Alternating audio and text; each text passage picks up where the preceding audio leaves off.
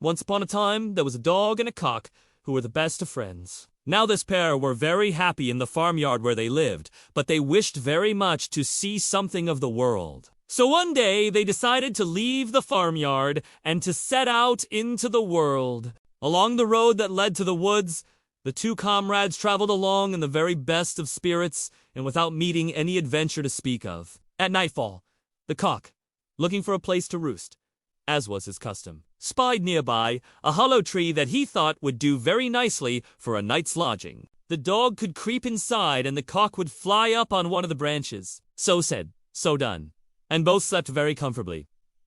With the first glimmer of dawn, the cock awoke. For the moment, he forgot just where he was. He thought he was still in the farmyard where it had been his duty to arouse the household at daybreak, so standing on tiptoes, he flapped his wings and crowed lustily. But instead of awakening the farmer, he awakened a fox not far off in the wood. The fox immediately had rosy visions of a very delicious breakfast. Hurrying to the tree where the cock was roosting, he said very politely, "A hearty welcome to our woods, honored sir.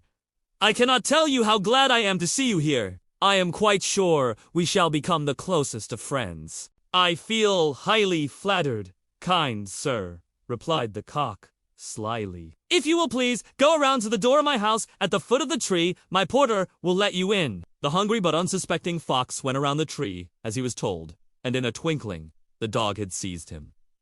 Then came the fox's end. You can just imagine how surprised he was when he found himself in such a predicament. But what does any of that have to do with us today? Well, this story is really about being careful of strangers. Do you think the fox would have been so bold if he had known it was a dog and a cock?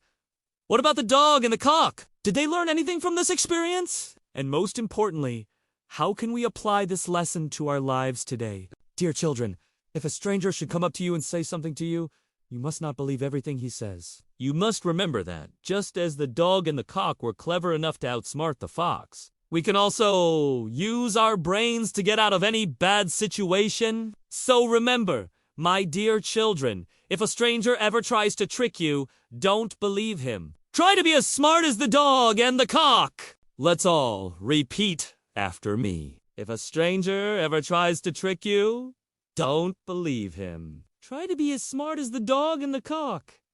The dog and the cock were clever enough to outsmarted the fox.